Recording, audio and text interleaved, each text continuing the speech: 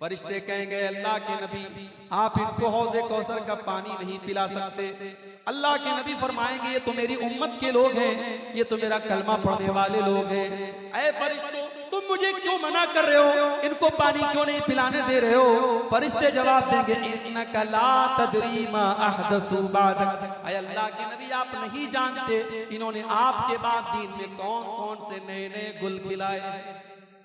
तो बिदअत से जब तक हम समाज को पाक नहीं करेंगे समाज की इस्लाह नहीं हो सकती। और आगे समाज की इस्लाह करना है, एक और काम भी करना है मेरे भाई, फिरका परस्ती को खत्म करना है, उम्मत को एक करना है, उम्मत को लड़ाना नहीं है, उम्मत को इत्तेहाद, उम्मत के अंदर एकता पैदा करना, यूनिटी पैदा करना। उम्मत एक कब होगी?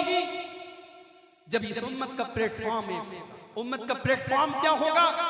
वातसिमू बिहब्लिल्लाहि जमीअन वला तफर्रकू, ऐ मुसलमानों तुम अल्लाह की रस्सी को मिलकर के थाम लो और आपस में फिरकों में न बंटो। अभी फेसबुक के ऊपर एक वीडियो आया, व्हाट्सएप के ऊपर एक वीडियो आया, एक मौलवी साहब तकरीर कर रहे हैं और तकरीर के दौरान ये कह रहे हैं ओ लोगों वहां भी जिस घड़े में पानी पी ले उस घड़े से पानी न पिया करो, उस घड़े को तोड़ दो। वहां भी जिस चारपाई पर बैठ जाए उस चारपाई को तोड़ दो, उस चारपाई पर न बैठो। वो कहते हैं कि कुत्ता अगर तुम्हारे बर्तन में मुंह लगा दे तो कुत्ते का मुंह लगाया हुआ बर्तन तो पाक हो सकता है, मगर ये वहाबी नबी का गुस्ताख है, ये वहाबी नबी की गुस्ताखी करता है। इस वहाबी ने जिस बर्तन में मुंह लगा दिया उस बर्तन को कभी तुम हाथ नहीं लगा सकते। ओ लोगों इतनी नफरत कहां से लाते हो? ओ लोगों इतनी नफरत तुम कहां से लाते हो? अगर तुम्हें हमारी रसूल की मोहब्बत पर शक है आ जाओ, हम कलेजा चीर के तुम्हें दिखाने को तैयार हैं। हाँ हम बिदअत और खुराफात तो नहीं कर सकते, हम तुम्हारी तरह रसूल की मोहब्बत के नाम पर हम केक तो नहीं काट सकते, हम 12 रबीउल अव्वल को जुलूस तो नहीं निकालते, लेकिन हाँ हम तो नबी से इतना प्यार करते, इतना प्यार करते हैं। हम नमाज पढ़ते हैं तो वही पर बांधते हैं जहां मेरे नबी ने नमाज बांधा था। हम अत्तहियात में जब उंगली को हिलाते हैं हम वहीं पर उंगली को हरकत देते हैं जहां पर हमारे नबी ने हरकत दी थी। हम तो हर काम नबी के तरीके पर चलने की कोशिश किया करते हैं। हो लोगों इतनी नफरत न फैलाओ, ये उम्मत पहले ही आज बहुत सारे टुकड़ों में बटी हुई है, इस उम्मत के अंदर पहले ही बहुत सारे मसाइल हैं, इस उम्मत को मजीद परेशान न करो। मेरे प्यारे साथियों आज तुम मुर्गा खा खा करके और बेहतरीन खाने खा खा करके तुम लोगों को तोड़ने का काम कर रहे हो। मेरे नबी ने तो पत्थर खा खा के लोगों को जोड़ने का काम किया था। ओ लोगों मेरे नबी ने पत्थर खा के जोड़ा था और तुम मुर्गा खा करके और तुम चिकन खा करके लोगों को तोड़ने का काम कर रहे हो। ओ लोगों मेरे नबी ने तो इस उम्मत को क्या बनाया था? आपने फरमाया अल मोमिनु लिल मोमिनि कल बुनियान यशुद्दु बाज़ुहु बाज़ा। ओ लोगों मुसलमान को मुसलमान का हमदर्द होना चाहिए, मुसलमान को मुसलमान की मदद करने वाला होना चाहिए। अल्लाह के प्यारे नबी एग्जाम्पल देते हैं, मिसाल देते हैं कल बुनियान यशुद्दु बाज़ुहु बाज़ा।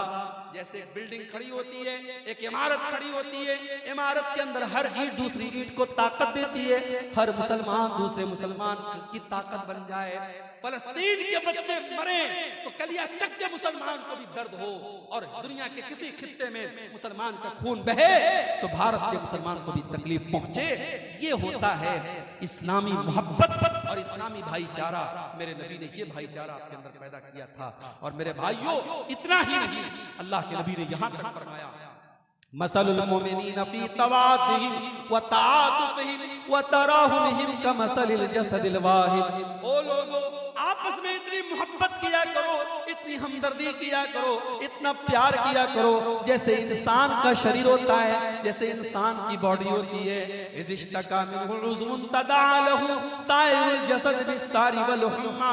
अगर बदन के अंदर कोई एक अंग भी अगर बीमार हो जाता है, सारा बदन बेचैन हो जाता है, सारा बदन बुखार में मुब्तला हो जाता है, पूरी बॉडी में फीवर हो जाता है। ओ लोगों जिस तरीके से इंसान का शरीर एक दूसरे से कनेक्टेड है, ऐ मुसलमानों तुम एक दूसरे से कनेक्टेड हो जाओ। इसीलिए हमें सलाम सिखाया गया। दुनिया के और मजहब के लोग, हमारे हिंदू भाई जब मिलते कहते राम राम जय श्री कृष्ण, हमारे ईसाई भाई मिलते हैं कहते हैं गुड मॉर्निंग गुड इवनिंग, हमारे सिख भाई मिलते हैं कहते सत श्री अकाल। उनके अपने अपने नारे हैं, मगर मुसलमान जब मिलता है तो क्या कहता है? अस्सलामु अलैकुम व रहमतुल्लाहि व बरकातहू। मुसलमान ये बोलता है दुश्मन भी सामने आ जाए, अल्लाह के नबी ने फरमाया जिसे तुम पहचानते हो उसे भी सलाम करो, इसे नहीं पहचानते उसे भी सलाम करो। जब हमने सलाम कर दिया सारी नफरत तो हवा हो गई, सारी नफरत तो मिट गई। जब मैंने अपने दुश्मन से कह दिया अस्सलाम वालेकुम व रहमतुल्लाहि व बरकातुहू, तो दुश्मनी तो मैंने तभी खत्म कर दी क्योंकि मैंने कह दिया ऐ मेरे दुश्मन, मैं सलामती की दुआ कर रहा हूं तेरे लिए, मैं रहमत की दुआ कर रहा हूं तेरे लिए, मैं बरकत की दुआ कर रहा हूं तेरे लिए। इतनी बड़ी दुआ जब मैंने दे दी तो फिर दुश्मनी कहां रह गई। इसीलिए अल्लाह के नबी फरमाते हैं कि मैं तुमको वो नुस्खा बताता हूं, ओ लोगों तुम जन्नत में नहीं जा सकते जब तक तुम एक दूसरे से मोहब्बत ना करो, और मैं तुमको बताता हूं कि वो कौन सा तरीका है, जब तुम उस पर अमल करोगे तो एक दूसरे से मोहब्बत करने लगोगे। अफ्शु सलाम बैनकुम, आपस में सलाम को बढ़ाओ, एक दूसरे को सलाम किया करो, जितना सलाम को बढ़ाओगे उतनी मोहब्बत तुम्हारे अंदर पैदा होगी। मेरे भाइयों, समाज की इस्लाह करना है, नफरत को खत्म करना पड़ेगा, फिरका परस्ती को खत्म करना पड़ेगा। ठीक है मसलक का इख्तिलाफ है, हमारे बहुत सारे मुसलमान भाई बहुत सारी गलतियों में मुब्तला हैं, हम प्यार से, मोहब्बत से, अखलाक से उनकी हम इस्लाह करेंगे, मगर हम नफरत का चूरन नहीं बांटेंगे, हम नफरत का प्रचार नहीं करेंगे, हम गले लग करके मोहब्बत के साथ काम करेंगे। मेरे भाइयों, समाज की इस्लाह करना है, एक और काम भी करना है। अभी 2-3 हफ्ता पहले जुमा का खुतबा मैंने इसी कलियाचक में एक जगह पड़ती है मालदार पाड़ा, वहां पे मैंने जुमा का खुतबा दिया, टाइम दिया मैंने, लेकिन मजबूरी आ गई। मेरा प्रोग्राम रात में खड़गपुर में था, ट्रेन से मुझे सुबह वंदे भारत से हावड़ा से आपके मालदा उतरना था, ट्रेन मेरी 5 मिनट में लेट पहुंचा, मिस हो गई, मेरा जुमा भी रास्ते में चला गया, जुमा मैं नहीं पढ़ा पाया। कल मेरे पास एक मैसेज आया, उसी मालदार पाड़ा के एक नौजवान का मैसेज आया और उसने कहीं से मेरा नंबर हासिल किया। इसीलिए मैं नंबर भी आमतौर से नौजवानों को नहीं देता हूं क्योंकि मुझे मालूम है हर तरीके के लोग। मैं जुमा के खुतबे में नहीं पहुंच पाया तो इसी कलियाचक के उसी इलाके के नौजवान ने मुझे मैसेज किया और कहा कि मौलवी साहब आप बहुत बड़े धोखेबाज, बहुत बड़े धोखेबाज हैं, आपने धोखा दिया है। ये आज हमारे नौजवान का हाल है। आप अपने मेहमान की, अपने आलिम की इज्जत नहीं कर सकते तो मेरे भाई ऐसी अखलाक का क्या? आज हमें अपने अखलाक को भी सुधारने की जरूरत है। हम अहले हदीस हैं, हम शिर्क नहीं करते, हम मज़ार पे सजदा नहीं करते। इसका मतलब ये नहीं कि हमारे 100 खून माफ हो जाएंगे, हमें अपने अखलाक को भी अच्छा बनाना पड़ेगा। हजरत अबू ज़र ग़िफ़ारी रज़ी अल्लाह ताला अल्लाह के नबी के पास आते और कहते हैं अल्लाह के नबी मुझे कोई वसीयत कर दीजिए, मुझे कोई इंपॉर्टेंट बात बता दीजिए, मुझे कोई महत्वपूर्ण बात बता दीजिए। अल्लाह के नबी 2 बातें उनको बताते हैं। और कलियाचक वालों, सुल्तानगंज वालों, ये 2 बातें अगर आपने नोट कर ली, मैं समझता हूं कि मेरी पूरी तकरीर कामयाब हो जाएगी। ये 2 बातें अगर आपने सीख ली। अल्लाह के नबी अबू ज़र ग़िफ़ारी से कहते हैं ऐ अबू ज़र ग़िफ़ारी इत्तक़िल्लाह हैसुमा कुन्ता, तुम जहां भी रहो अल्लाह से डरो। अपने घर में हो तब भी अल्लाह से डरो, मस्जिद में हो तब भी अल्लाह से डरो, जलसे में गए हो तब भी अल्लाह से डरो, और मार्केट में हो तब भी अल्लाह से डरो, अपने कमरे में बंद हो तब भी अल्लाह से डरो, और पब्लिक के सामने हो तब भी अल्लाह से डरो। इत्तक़िल्लाह हैसुमा कुन्ता, ऐ अबू ज़र ग़िफ़ारी तुम जहां पर भी रहो अल्लाह से डरते रहना। और दूसरी चीज वअत्बिइस सय्यतल हसनत तमहुहा, ऐ अबू ज़र जब तुमसे कोई गुनाह हो जाए, जब तुमसे कोई गलती हो जाए तो जल्दी से कोई नेकी कर लो, तुम्हारी नेकी तुम्हारे गुनाह को मिटा डालेगी। जब तुम कोई गुनाह कर दो, कोई गलती हो जाए तो जल्दी से कोई नेकी कर दो, जब तुम नेकी कर लोगे तो तुम्हारे गुनाह को अल्लाह ताला माफ कर देगा। और तीसरी चीज वखालिकिन नास बिखुल्किन हसन, ऐ अबू ज़र लोगों से अच्छे अखलाक से पेश आया करो, लोगों के साथ बुरा व्यवहार न किया करो, लोगों के साथ बदतमीजी न किया करो। मेरे नौजवान साथियों, अपने अखलाक को बेहतर बनाओ, अपने अखलाक को बेहतर बनाओ, अपनी गुफ्तगू को, अपने बिहेवियर को अच्छा बनाओ। हजरत लुक़मान अपने बच्चे को क्या नसीहत करते हैं? वला तुसइर खद्दका लिन्नास, ऐ मेरे बच्चे तू गाल फुला करके लोगों से न मिला कर, ऐ मेरे बच्चे तू गाल फुला करके लोगों से न मिलाकर, वला तमशी फिल अर्ज़ि मरहा, और तू जमीन में अकड़ करके न चला कर। 4 पैसे कमा लिए तो अकड़ा न करो। तुम्हारे पास बड़े बड़े नेताओं से तुम्हारा ताल्लुक हो गया, तुम एमएलए साहब के साथ चलने लगे, तुम एमपी साहब के साथ चलने लगे, तुम प्रेसिडेंट के साथ चलने लगे, तुम प्रधानमंत्री के साथ चलने लगे, तुम्हारे अंदर अहंकार आ गया, तुम्हारे अंदर तकब्बुर आ गया। वला तमशी फिल अर्ज़ि मरहा, तुम जमीन में अकड़ करके न चला करो। तकब्बुर अल्लाह को पसंद नहीं। एक आदमी मार्केट में जा रहा था, बहुत सारा सामान उसने लिया था। वो एक कुली को तलाश करने लगा, कोई कुली मिल जाए, कोई पोर्टर मिल जाए मेरे सामान को उठाने वाला, तो मुझे कुछ मदद मिल जाए। एक आदमी को देखा, सिंपल ड्रेस में है, समझा ये कुली का काम करता है। कहा भाई मेरा ये सामान मेरे घर तक पहुंचा। उस आदमी ने उसका सारा सामान अपने सर पे उठाया, उसके साथ जाने लगा। रास्ते में जो लोग देखते तो जो आदमी सामान उठाए हुए था उसको देख के कहते अस्सलामु अलैका या अबा अब्दुल्ला, अस्सलामु अलैका या अबा अब्दुल्ला, ऐ अबू अब्दुल्ला आपका सलाम, ऐ अबू अब्दुल्ला आपका सलाम। अब ये बेचारा परेशान था, सब लोग इसको सलाम कर रही है कौन आदमी? तो एक आदमी से पूछा कि भाई ये कौन आदमी है जिसको मैंने अपना सामान उठाने का काम किया? कहा रे तुमको पता नहीं ये कौन है? ये अल्लाह के रसूल के सहाबी सलमान फारसी हैं और ये इस शहर के गवर्नर हैं, ये मदाइन के गवर्नर हैं। मदाइन के गवर्नर से मैं कुली का काम करवा रहा हूं। कहा अरे हजरत माफ कीजिए मैंने पहचाना नहीं था, जल्दी से ये सामान उतार दीजिए। कहा नहीं नहीं, अब जब तक ये सामान तुम्हारे घर में नहीं पहुंचा दूंगा मैं अपने सर से ये सामान नहीं उतारूंगा। उनके घर तक सलमान फारसी ने वो सामान पहुंचाया। ये सलमान फारसी का अखलाक था, ये सहाबी का अखलाक था। मेरे नौजवान साथियों, हमें और आपको अपने अखलाक का भी जायजा लेना चाहिए। कयामत के दिन अल्लाह के यहाँ जब हमारी नेकियों को तौला जाएगा, तो जैसे रोजे को तौला जाएगा, नमाज को तौला जाएगा, ज़कात को तौला जाएगा, सदका खैरात को तौला जाएगा, हमारे अखलाक को भी तौला जाएगा। और अल्लाह के नबी फरमाते हैं मा मिन शैइन यूज़अ फिल मीज़ान अस्क़ल मिन हुस्निल खुलुक़। अल्लाह के तराजू पर सबसे वजनी, सबसे वजनदार अगर कोई चीज होगी तो अखलाक होगा। मेरे भाइयों, अपने अखलाक को बेहतर, आपकी गुफ्तगू, आपकी बातचीत, आपकी टॉकिंग, आपकी भाषा, आपका वक्तव्य वो बताता है कि आपका मैनर क्या है, आपका अखलाक क्या है। इसीलिए हजरत लुकमान अपने बच्चे से कहते हैं ऐ मेरे बच्चे, ऊंची आवाज में लोगों से बात न किया कर।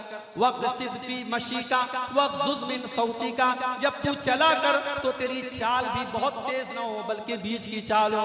और जब तू बोला कर तो बहुत चिल्ला चिल्ला करके ना बोला कर, दरमियानी आवाज में बोला कर।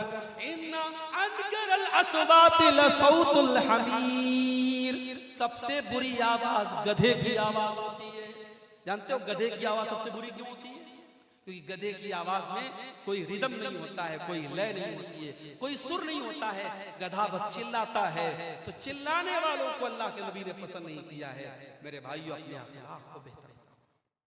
और आगे बढ़ी, एक बहुत बड़ी बुराई हम समाज में ये भी देख रहे हैं, शादी ब्याह के अंदर बहुत सारी गैर इस्लामी चीज। इसी बंगाल के अंदर हमने देखा हल्दी की रस्म हो रही है, और हल्दी की रस्म जिस दिन हो रही है बहुत बड़ा फंक्शन हो रहा है। सारी लड़कियों ने हल्दी कलर के कपड़े पहने हुए हैं, सारे लड़कों ने हल्दी कलर के कपड़े पहने हुए हैं। पूरा खाना पीना हो रहा है। और क्या हो रहा है साहब? ये हल्दी की रस्म हो रही है। मुसलमान की शादी है, मुसलमान में भी अहले हदीस की शादी है, सीने पर हाथ बांधने वाले की शादी है, रफा यदैन करने वाले की शादी है। लेकिन हल्दी की रस्म उसके घर पे हो रही है। मंगनी की सेरेमनी और मंगनी की रस्म भी उसके घर पे हो रही है। और सोने की अंगूठी दुल्हन को भी पहनाई जा रही है, और सोने की अंगूठी दुल्हे को भी पहनाई जा रही है। ओ लोगों, ये रस्में कहां से आ गई? ओ लोगों, तुमने अपने पूरे निकाह को, पूरे शादी ब्याह को आज गैर इस्लामी बना डाला, बिल्कुल हराम बना डाला। देख लो, 400 बाराती आके खा रहे हैं। बारातियों के अलग नखरे हैं। कहीं तो साहब बारात इस बात पर लौट जाती है कि बिरयानी में गोश्त नहीं मिला, इस बात पर बारात लौट गई। कहीं के ऐसा भी बाराती आए हैं, गरीब लड़की का बाप बैंक से लोन लेकर के 400 बारातियों को खाना खिला रहा है। और मुझे बताओ कौन से इस्लाम की तालीम है, कौन से नबी की तालीम है, कौन से दीन की तालीम है? लड़की की शादी करने वाला बाप अपनी लड़की की शादी करने के लिए मजबूर है बैंक से लोन लेकर। उसे जहेज का इंतजाम। पक्के अहले हदीस इलाके की बात कर रहा हूं, वहां पर भी जहेज का लेन देन हो रहा है।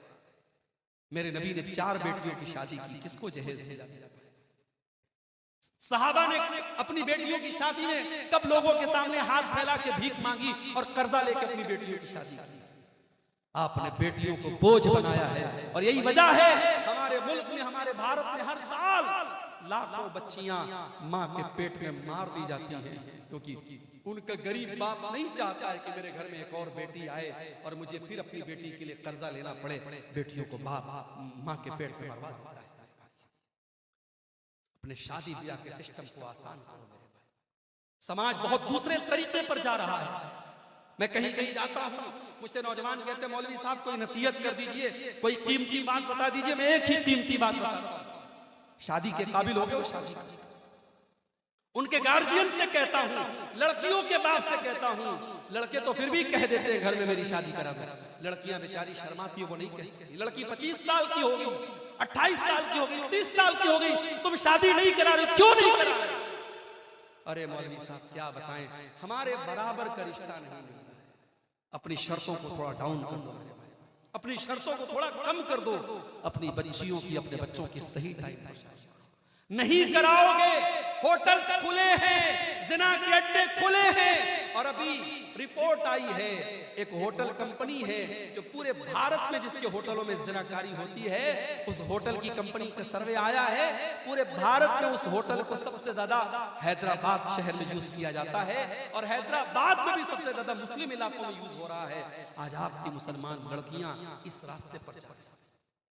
कर्नाटक की हवेली से अभी एक न्यूज आई, 26 साल की मुसलमान लड़की 40 साल के गैर मुस्लिम रिक्शा ड्राइवर के साथ होटल के कमरे में पाई गई, बदकारी करते हुए पाई गई।